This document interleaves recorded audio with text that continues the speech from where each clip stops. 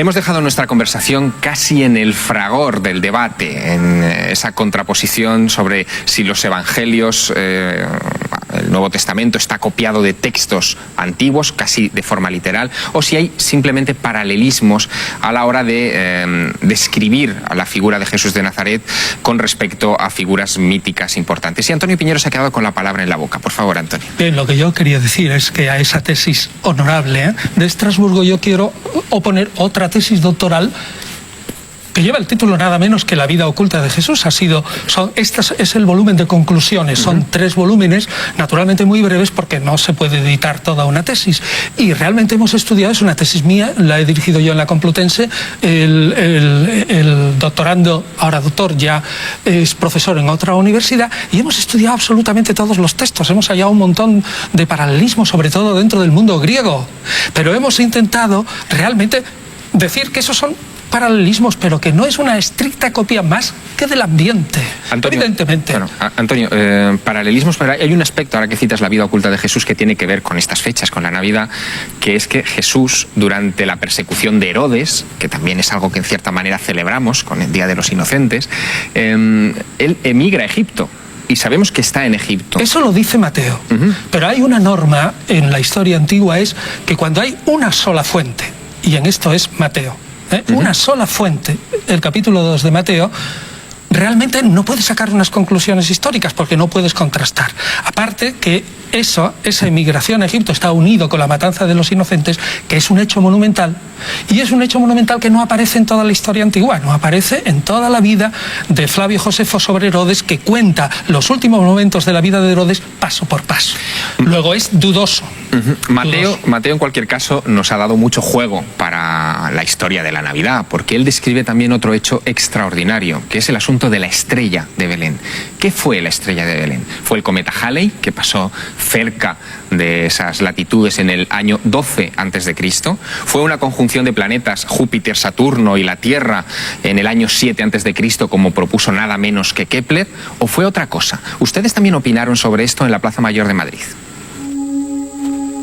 Una cometa.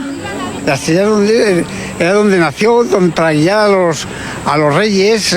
Pues no tengo ni idea, como no sé, un cometa. Estrella, los 3 chicos buscando Jesús por la estrella. Una estrella es que aparecen de vez en cuando y que dio la casualidad que en aquella época, o que estaba programado para que saliera en aquella época y dirigiera a los magos. Sí. ¿Y cuántos eran los Reyes Magos? Nosotros pensamos que son 3, incluso les damos nombres: Melchor, Gaspar y Baltasar. Les desafío a que tomen la Biblia, tomen incluso el Evangelio de Mateo, que es el más explícito, y busquen. El único. Que busquen si están Melchor, Gaspar y Baltasar mencionados ahí, o si se cita que son 3. Incluso les desafía a otra cosa. Les desafía a que busquen la alusión a un rey negro. Tampoco está. Yogar y Puyol, estas cosas desconciertan a cualquiera. ¿De dónde vienen todas estas creencias?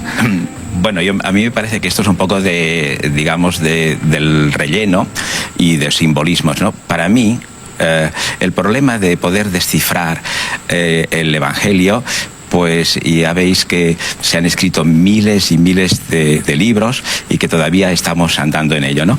Pero a mí me parece que la clave para descodificar el Evangelio hay que buscarlo primeramente. El Evangelio para mí es un mito. Claro, el mito, según los especialistas de la mitología, dicen que es el momento en que equidistante entre el momento trágico de la existencia del dios Yahvé, que es un dios volcánico, y luego ya viene Moisés y hace de este dios un Yahvé más humano, hasta llegar a una teología de un Jesús pues humanísimo y encarnado.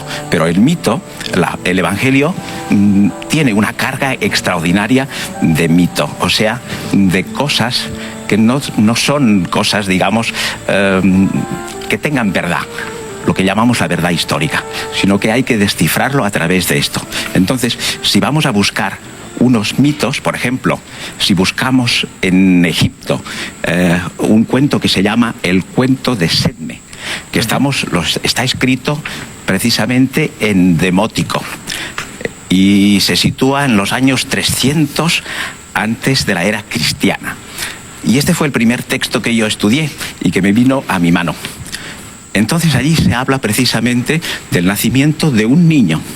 Este niño es Horus, que precisamente sabiendo que había una gran amenaza para Egipto, que provenía precisamente de Etiopía, entonces se presenta a un matrimonio que no tenía hijos, cuya madre era Maitusquet y el padre era Sedme, y la sombra del Señor se le apareció a esta mujer y le dijo: vas a tener un hijo que se llamará Osiris, o sea, hijo de Osiris. Hay una anunciación también. Hay una enunciación total. Y es a partir de aquí que yo empecé a estudiar esos textos. Hay más... Pero vamos a ver, una cosa así. No se puede decir que el Evangelio o el Nuevo Testamento es solo mito. El Evangelio y el Nuevo Testamento es un libro de historia, un libro de propaganda de una fe, la fe cristiana, un libro que contiene leyendas y un libro que contiene mitos. Todo. No se puede decir que sea solo mítico. También es un libro del que sacamos muchas verdades históricas. Lo que pasa es que los cristianos interpretan esa historia de Jesús a través de ciertos mitologemas, es decir, conceptos míticos. Pero no podemos reducirlo solo a mito. No he dicho que se reduzca. Es sí, ha dicho eso. No, que hay una base de mito el 90%. Luego lo que hay es el trabajo ya de los redactores que ya lo han humanizado, y luego, ya no digamos, Orígenes, por ejemplo. Orígenes es el señor que en el siglo III y IV intenta precisamente hacer algo que poder comparar o poder hacer algo que funcione entre el mito y la verdad. Bueno, Orígenes es precisamente el que cita que los Reyes Orígenes Magos son muere tres. en el 253, sí. No, y a propósito de eso, los tres reyes. El primer testimonio es el Evangelio armenio de la infancia, que datamos en el siglo V o VI, y ahí aparecen exactamente por primera vez los tres nombres, Melchón, Caspar y Baltasar, y lo presenta como tres reyes de los indios, de los persas y de los árabes. Y luego, que son reyes, no aparece hasta muy tardío, es que depende, en Occidente, en la época de San León Magno, en torno al 450 hasta el 465, ahí empieza a fundamentarse que son reyes, pero basándose en el Salmo 72. Ahí sí, es una exégesis del Salmo 72 y de Isaías. Y otra cosa muy curiosa 60. Es que la primera representación de los Reyes Magos está en las catacumbas. Sí, y vienen con gorro frigio, ¿no? Que sí. Es casi, es el gorro de los adoradores de Mitra, por otra parte. Porque la palabra magos, que es la que aparece en el Evangelio de Mateo, lo único que quiere decir es sacerdote caldeo o sacerdote de la religión afamada de los persas. Antonio, pero nada más. Y el asunto este del buey y la mula, porque también yo he estado buscándolo en los Evangelios no aparece por ningún lado. Aparece por primera vez en el Evangelio del pseudo Mateo y dice claramente la fuente, aunque de una manera indirecta. Dice: y así se cumplió lo que dice el profeta Isaías. Y si tú miras Isaías 1, capítulo 1, versículo 3, dice: ¿acaso no conoce el asno el pesebre de su señor? Es simplemente una acomodación de una profecía de Isaías a la historia de la Navidad. Yo quisiera hacer hincapié en lo que dice en el lugar donde tendría que haber nacido Jesús. Tendría que haber nacido, en griego es el Catalima. ¿Estamos de acuerdo?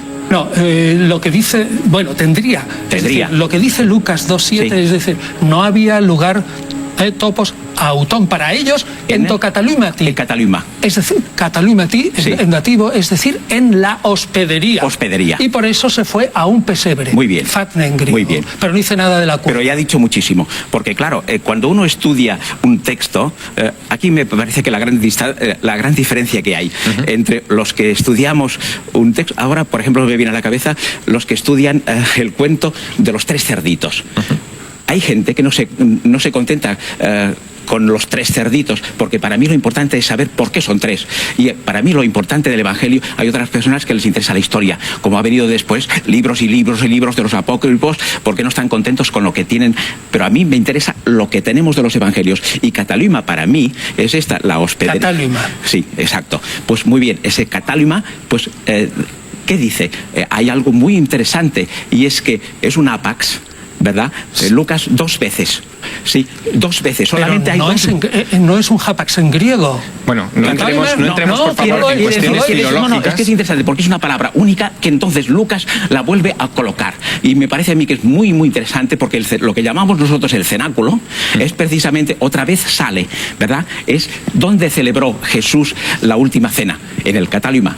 Pone allí. Entonces, Pero si Catálima lo que significa es desatar camellos, es una hospedería donde se desatan una los hospedería. camellos. Bueno, dejemos este asunto, Sí, por eso favor, no filológico, tiene porque no nos interés. lleva a Sí, ningún no lado. tiene sí que interés. tiene, porque el Catálima, ¿sabes dónde estaba? Estaba precisamente en el monasterio de Sacra, allí donde se escribió el Evangelio. Venga, anda. Bueno, hay